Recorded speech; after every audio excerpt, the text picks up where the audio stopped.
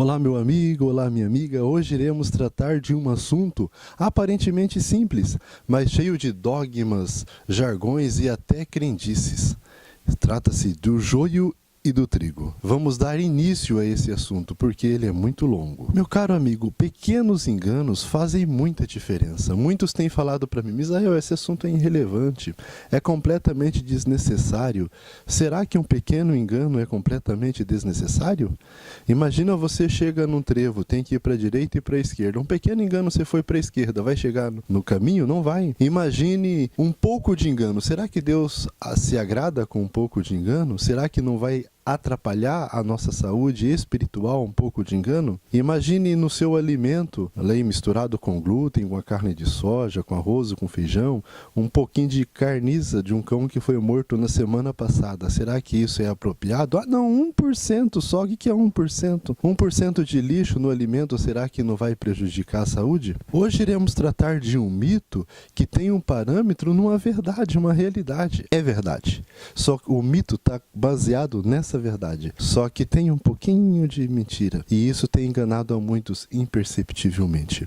Vamos começar. Qual é a verdade? Olha, 99% salvo, completamente perdido. Não existe pessoas que vai ou você está salvo ou está perdido. É uma questão radical. Não existe 99% salvo e 1% perdido vai para o céu. Não vai para o céu. Isso é verdade. Isso é pura realidade, né?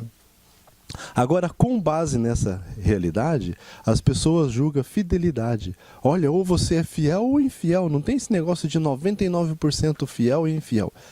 Na verdade, para Deus não. Agora, para os homens tem.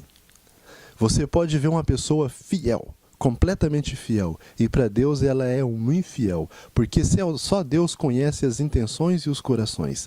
E o que deve ser avaliado perante nós não é o que nós não podemos ver, é o que nós podemos ver, porque nós não temos o dever de ficar julgando o caráter, as intenções das pessoas. O que está acontecendo hoje? Satanás está fazendo com que os líderes, com que as pessoas na denominação passe por alto as atitudes vistas a olho nu. Nós não devemos julgar o joio, não. Porque o joio, só Deus sabe quem é joio e só Deus sabe o caráter que é trigo. Não deve ser tolerado infidelidade dentro da denominação. Se tolera, é por negligência da liderança e por negligência dos próprios membros. Existem pessoas infiéis aos nossos olhos? Existe. Esses são outras pragas que tem lá no jardim. Imagina você cuidar de um jardim ou de uma roça. Você tem que cuidar ali daquela planta. Você tem que tirar todo o matinho ali que vai prejudicar a vida da planta. Como líder e como membro, não deve ser tolerado infiéis dentro da denominação.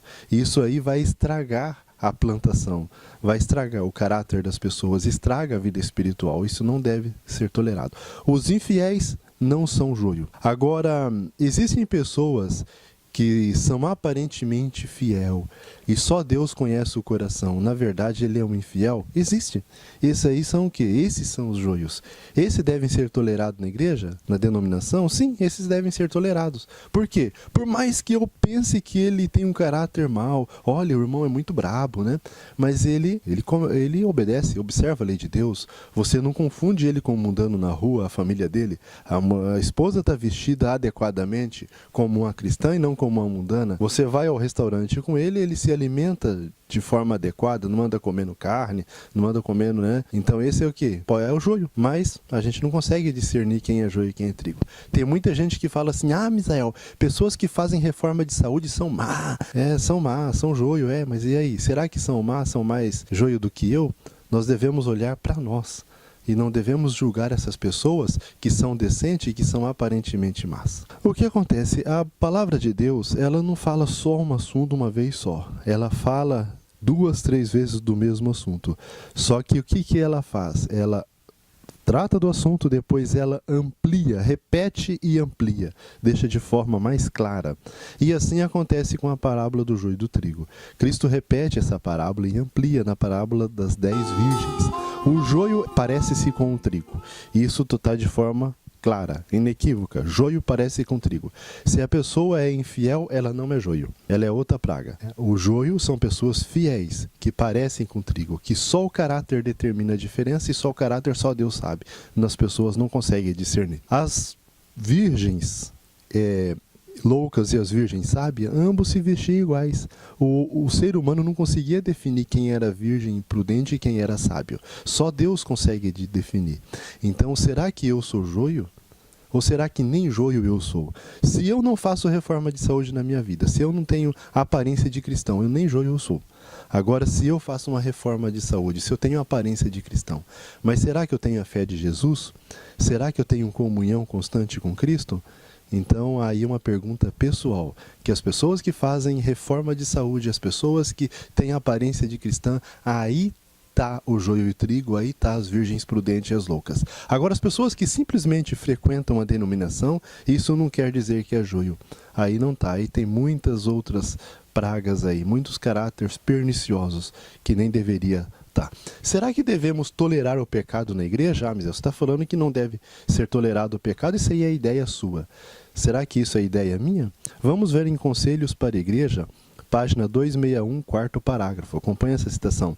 Não devemos tolerar o pecado em nossos irmãos, mas também não o exponhamos ao opróbrio, aumentando assim a dificuldade, de modo que a repreensão pareça uma vingança. Vamos corrigi-lo de modo proposto na palavra de Deus. Devemos corrigir, não é de qualquer maneira, é do modo proposto na palavra de Deus. Devemos tolerar o joio na igreja? Pecado, infidelidade, não devemos tolerar. Mas e o joio, devemos? Me acompanhe numa citação. O homem finito é propenso a julgar mal o caráter. Julgar mal o que? A infidelidade ou o caráter? Estamos falando de caráter. O homem finito é propenso a julgar mal o caráter, porque só Deus conhece o caráter das pessoas. Mas Deus não deixou a obra de julgar e de fazer pronunciamentos sobre o caráter. Ah, aquela pessoa faz reforma de saúde, mas ele é um péssimo caráter. Ele é uma péssima pessoa, não é um cristão verdadeiro. Está julgando o caráter. Ah, é perfeccionista, não sei o que, está julgando o caráter. Conhece o coração dele? Não conhece. Não devemos dizer o que constitui o trigo e o que constitui o joio. O tempo da colheita determinará completamente o caráter das duas classes específicas, sobre a figura do joio e do trigo. Joio e trigo é caráter, e a gente às vezes atribui muito a pessoas, mas é o caráter das pessoas. Uma pessoa pode ter um caráter de um joio hoje, e amanhã ela vai ter um caráter de um trigo. Deus transforma o caráter. Todos nós temos que pedir a Deus nos transforme. A obra de separação é dado aos anjos e não entregue nas mãos de qualquer homem. Então quem está aí, uma comissão, né, punindo pessoas por causa de caráter, está fazendo errado. Ah, é perfeccionista, é isso, aquilo, está punindo por causa de caráter. Não conhece o caráter. Essa obra não foi dada aos homens. E o que o Satanás faz? O inimigo faz?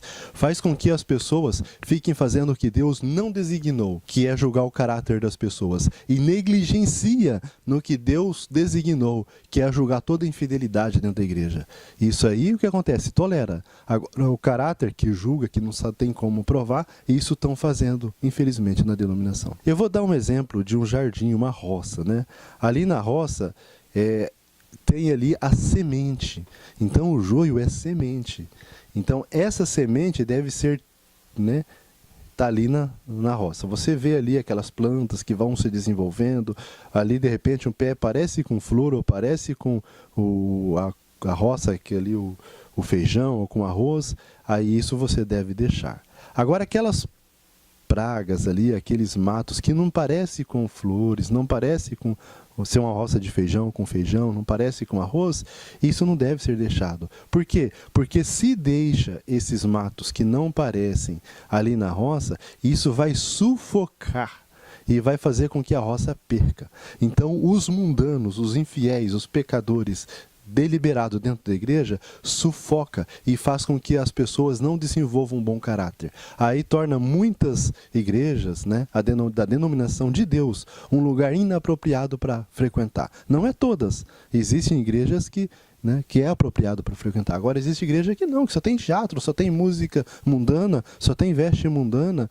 Você, se for ali, vai estar transgredindo o sábado. Por quê? Porque é tolerado ali pessoas que não tem compromisso com a palavra de Deus de forma clara. Não trata-se de joio, trata de pessoas que não têm compromisso com Deus de forma clara. Quem constitui a igreja de Deus na terra? Igreja não é denominação, igreja é algo superior. O povo de Deus, a denominação foi constituída para ajudar a igreja de Deus na terra. A igreja de Deus na terra é constituída só por pessoas fiéis. Pessoas fiéis constituíram desde o princípio a igreja sobre a terra. Em cada era teve o Senhor seus vigias e deram fiel testemunho à geração em que viveram. Então, quem constitui a igreja de Deus na terra é pessoas fiéis. A denominação, ela foi feita para beneficiar a igreja de Deus na terra, essas pessoas fiéis. Ter o nome no rol de membros da denominação não quer dizer que pertence à igreja. Tem muitas pessoas que pertencem à igreja de Deus na terra e provavelmente não vão ter o nome na denominação. E tem muitas pessoas que têm o nome da denominação e não vão pertencer à Igreja de Deus na Terra. Por quê? Porque a denominação não vai trabalhar de acordo e já não trabalha à vontade de Deus. Não está cumprindo o papel. A palavra igreja tem duplo sentido. Se refere à denominação? Também. Mas se refere mais ao povo que obedecem. O Israel moderno é a denominação. E ambos não cumpriram o papel. E ambos se orgulhavam do seu cargo. Deveriam se envergonhar do cargo, mas não ficam orgulhando-se. Hoje, o membro da igreja adventista se orgulha de ser adventista e não cumpre o papel que Deus designou para a denominação. Como vai terminar essa história? Vamos dar um parâmetro de forma clara. Me acompanhe em Apocalipse 12:17. E o dragão irou-se contra a mulher, e foi fazer guerra ao remanescente da sua semente, os que guardam os mandamentos de Deus e têm um testemunho de Jesus Cristo. Contra quem o dragão irou? Contra a mulher, contra a denominação. Por que contra a denominação? Porque ela é a portadora de luz. Tem a luz. Está escondido lá dentro? Tá, mas tem. Agora ele foi guerrear contra a mulher? Não. Observe que ele não foi guerrear contra a mulher. Por que ele não foi guerrear contra a mulher? Porque ele dominou ela. Ele fez um acordo, uma aliança. Então não precisou de guerrear contra ela. Agora existe dentro dela umas pessoas que não fizeram a aliança com Satanás. Esses são quem? Os remanescentes da sua semente. Quem são os remanescentes? Qual é a semente? No próximo estudo nós iremos falar sobre isso. Devemos fazer reformas em nossa vida? Sim. Devemos fazer reforma. Devemos pregar os mandamentos de Deus? Sim, devemos pregar os mandamentos de Deus. Mas não devemos esquecer da fé de Jesus. E não devemos esquecer do reavivamento. Eu convido a você, vamos fazer reforma? Vamos. Mas não vamos esquecer do reavivamento e não vamos esquecer da fé de Jesus. Obrigado pela atenção e até o nosso próximo encontro.